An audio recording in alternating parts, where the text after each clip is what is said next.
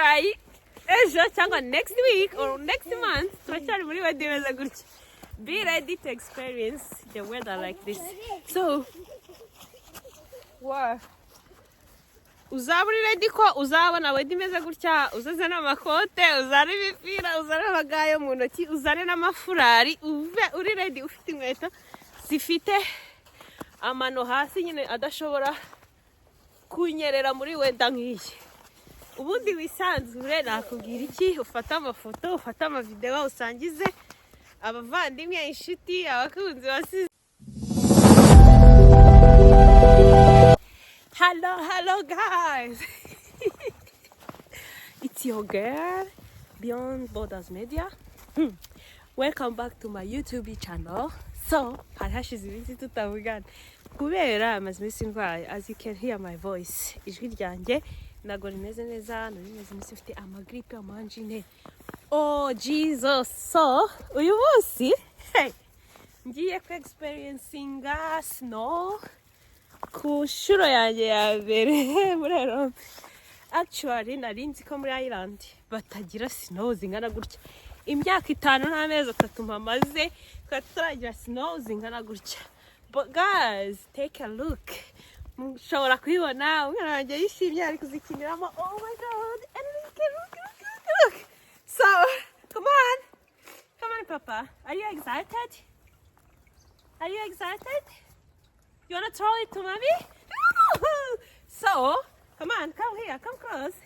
Come. Wow, you enjoy it? Look, let's play snow together.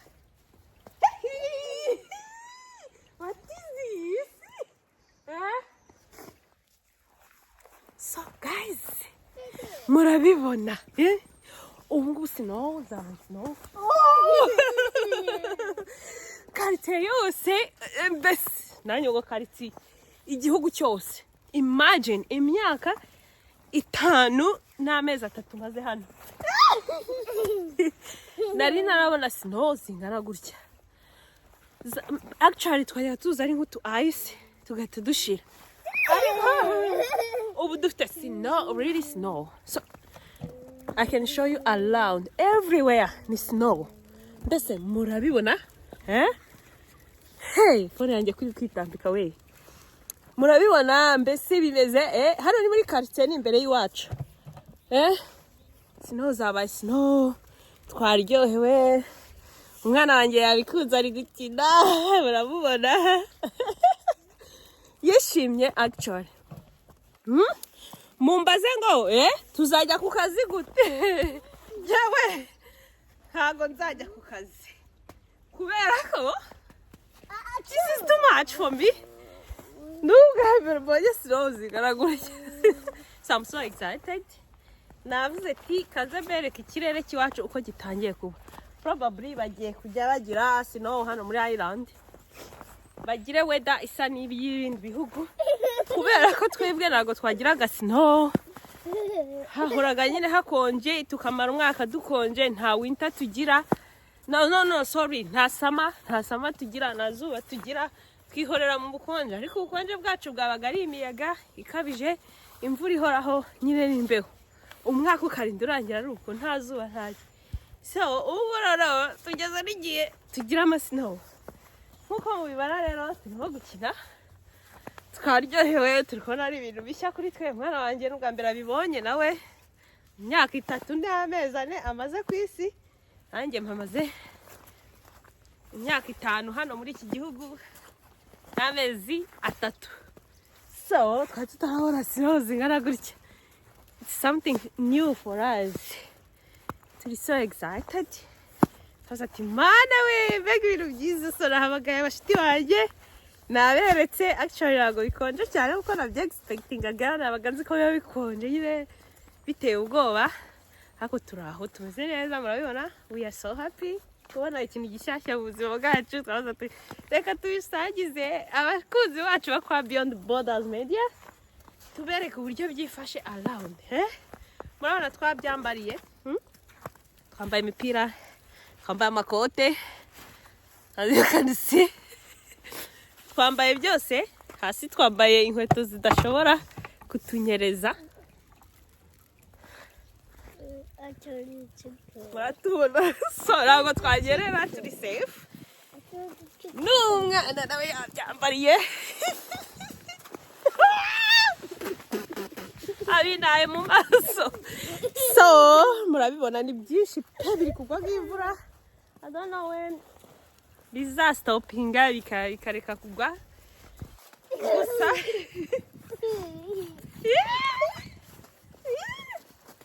gusa ni byiza birashimishije twabiryohewe. Hey you guys, I wish you to experience this kind of weather. Ntabwo byoroshye ni byiza guys, bimeze neza ni ukuri kw'Imana. Buri wese ndamwifuriza kuzava kuri iyi si yara experiencinze weather imeze gutya.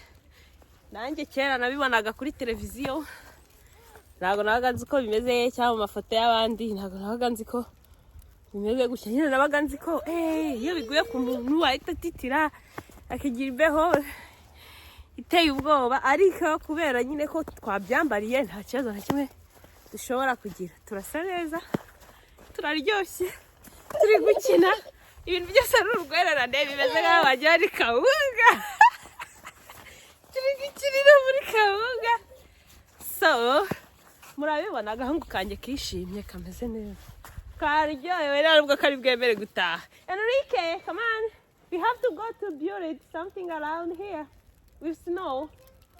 Yeah, that one there in park. Come on, are you excited?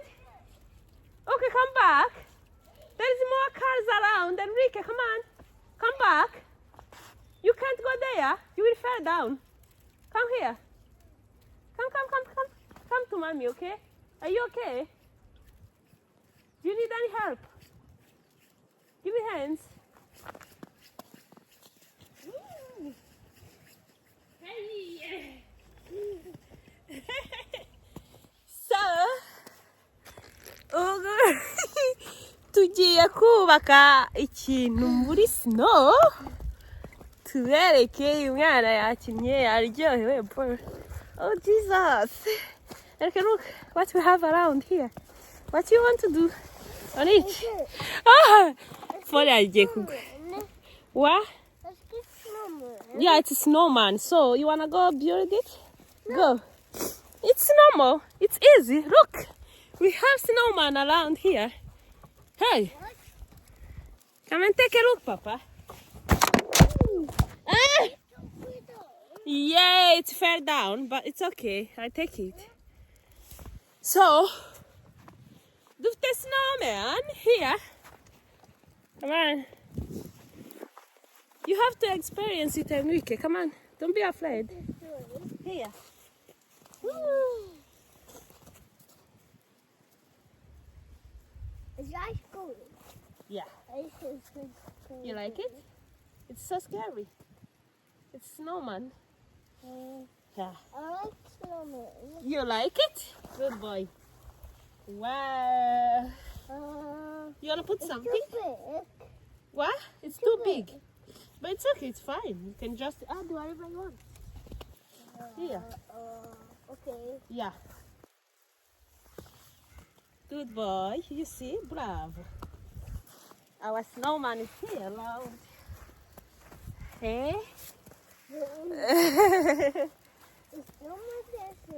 What? It's good. It's good. You like it? Yeah. Good boy. It's too high. It's too high. If it's too high for you, you should put here where you reach. Where you can reach. Yeah, there. Yeah. Good boy. Bravo, mwana wanje. Let's go. Snowman. Wow. Too high. If it's too high, I told you to put where you can reach. Enrique, there, yeah. Perfect. Good boy. Hey. I like snowman. You like snowman? Yeah. Are you excited? Are you sure? What? Are you excited? Okay. Do whatever you want, Papa.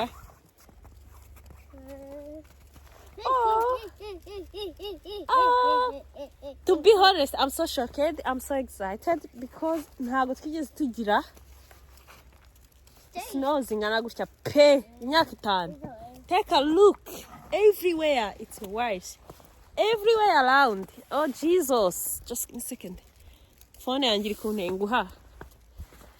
Oh.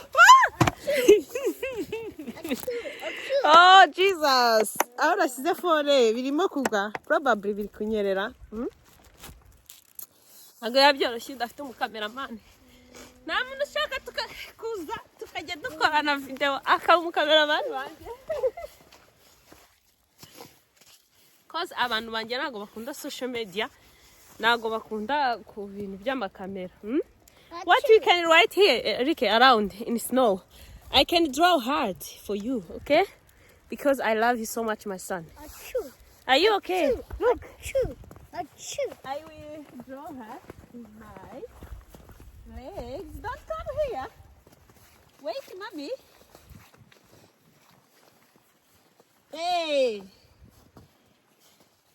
Why you come in my hat? You cannot come here. Oh, nta kintu wakorana n'umwana ndabarahiye. Oh, finally! Are you okay? Are you fine? Wow. So, guys, murabibona rero? Iraryoshye. Birasa neza. Muzongera kumbwira iki ko nanjye nabonye snow. Are you okay? Hey, are you okay? Are you okay, Papa? Yes. Good boy. Good boy. So, habonye snow. Probably turi buzirirwemo. Turavana tugiye kurya twagiye tugaruka.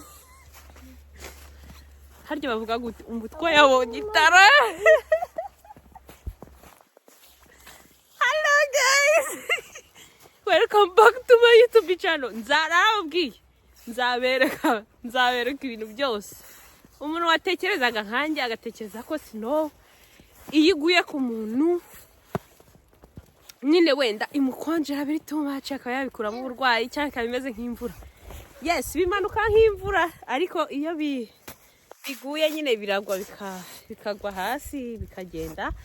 Ntacyo byakwangizaho kubigendamo ni sawa nta ribi ariko ugomba kuba careful kuko haba hanyerera. Ugomba kwambara inkweto zabugenewe zifite mu kirenge hatanyerera nyine zifite amano. Ukifubika neza ukambara ukikwiza ukifubika ahantu hose intoki ukazifungamo amaga ubundi kabisa uke-experiencinga wedi meza guriya. Niba uzaza ejo umenye ko ari weda turimo. Niba uzaza i Burayi ejo cyangwa next week or next month turacyari muri wedi meza gutya. Be ready to experience the weather like this. So, wow. Uzaburi ready ko uzabona wedi meza gutya, uzaze n'amakote, uzane imipira, uzane amagayo mu ntoki, uzane n'amafurari, uri ready ufite inkweto zifite amano hasi nyine adashobora kunyerera muri wenda nk'iyi. Ubundi wisanzure nakubwira iki, ufata amafoto, ufata amavideo usangize abavandimwe inshuti abakunzi basize mu gihugu bataragirirwa ubuntu bwo kuhagera. Bom, ntago nabyita ubuntu, buri wese agira uko akunda. Hariho wenda nutakifuza kuza ku experiencinga wedi meza gutya akavuga ati I'm okay iwacu hari weda nziza, I'll be fine, I will enjoy sun there. Ariko hariho umuntu nawe uba ufite inzozi zo kuza ku experiencinga wedi meza gutya niyo ya experiencinga agahita asubira mu rugo mu Rwanda ni Burundi. So guys, niba uzaza vuba rwose menya ko uzaza muri wedi meze gutya. Mbaye nguteguje hakiri kare nazagira ikigutungura. Naberetse hose nuko yabimeze. Murabona uburyo biri kumanuka bimanuka nk'imvura gusa ntacyo bitwaye ku muntu mu gihe wambaye neza ukikwiza. Nta kintu na kimwe bishobora kwangiza. Come here. There it's very slippery. Come on. Come here. Play around here with mommy. Okay? Good boy. Bravo. High five. Ooh. Ooh. Are you okay, man?